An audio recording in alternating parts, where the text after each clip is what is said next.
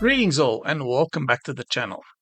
The recent video I did comparing the Trimui Brick and the RG40XXV got me wondering how the Brick would compare to a device that is more on par with it in terms of size. The first one that came to mind was the popular Miyoo Mini, so I thought I would do a video on it comparing these two for those of you that are wondering which one would be better to buy.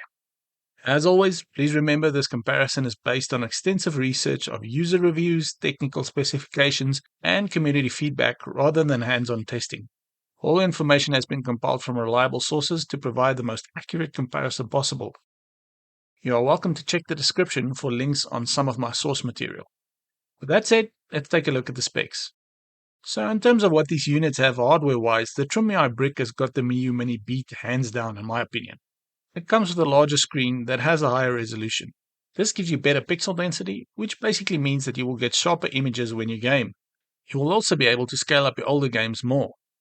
The Brick also has a much more powerful processor that can play systems beyond what the Mini can, and it has a much larger battery, so you should see a slightly longer gaming time from it. The Brick also has built-in Wi-Fi and Bluetooth, which means that you can do things like update it over the air, scrape box out for your games if you have the right custom firmware installed, and connect to the Explore store to directly download and play Pico 8 games. You should also be able to set up and progress with your retro achievements if you like that kind of thing. The Mini unfortunately has no connectivity, and updates and the like has to be done manually by copying files onto its SD card. The only area that I could find that the Miyoo Mini really shines in this comparison is in how pocketable it is, being roughly the size of a deck of playing cards. This ultra-compact form factor makes it supremely portable, but potentially challenging for extended gaming sessions, especially for users with larger hands like me. It is also worth noting that it has a backplate that opens up for easy access to the battery, so you can change it out if you ever need to replace it without even unscrewing anything. The Trimui Brick takes a slightly different approach, being marginally larger but still highly pocketable. It features premium build quality with customizable RGB lighting and interchangeable shoulder buttons. The device also offers a customizable backplate if you buy from the likes of Mech DIY. It has optional laser engraving to add that personal touch. This plate is a bit of a double-edged sword for the unit unfortunately though, as many reviewers comment on how noticeable the heat on the unit is, and the metal backplate is a part of the reason for this. So if ambient heat is an issue for you, you may want to consider another option.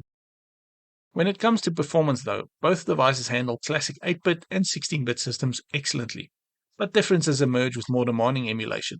The Brick demonstrates superior performance in PlayStation 1 emulation and can tackle some Nintendo 64 and Dreamcast titles, and even some light PSP, albeit with occasional frame rate issues.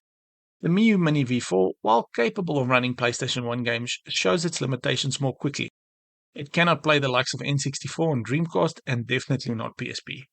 However, its screen offers an exceptional pixel-perfect display for 2D classics, and it has some awesome custom firmware options in the form of Onion OS. The Brick also has pretty good community-developed firmware called CrossMix OS, but from what I gather, its features is not as comprehensive as Onion OS. So given all the before mentioned, I'm clearly leaning towards the Trimui Brick in this comparison. But before we wrap up, let's look at a list of pros and cons to summarize. The Trimui Brick has superior processing power for broader emulation capability.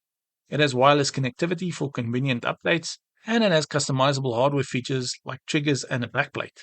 Unfortunately, it comes in at a higher price point, and its custom firmware options are not as developed as those of the Miyoo Mini. The heat generation during demanding games can also be uncomfortable for some. The Miyoo Mini V4, on the other hand, comes in an ultra-portable form factor. It has excellent screen quality for 2D games, and it comes in at a more affordable price point. Unfortunately, it has limited 3D gaming capabilities and no wireless connectivity. The small size may also impact comfort levels during longer gaming sessions. So in conclusion then, the Trimui Brick emerges as the more capable device, offering enhanced performance and features at a slightly more premium price point. It's ideal for users seeking a more comprehensive emulation solution while maintaining good portability. The Miyoo Mini V4, despite some limitations, excels as an ultra-portable option for 2D gaming enthusiasts. Its combination of compact size and excellent screen quality makes it perfect for quick gaming sessions on the go, particularly for classic 8-bit and 16-bit titles. So arguably, there is a case to be made for the Miyoo Mini, if maximum portability, classic gaming, and a lower cost are your focus. However, if you're willing to spend a little more for enhanced capabilities and customization options, the Trimui Brick provides a more premium experience with broader emulation support. Many reviewers, it seems, chooses the Mini purely for its pocketability and the fact that it reminds them so much of the OG Game Boy.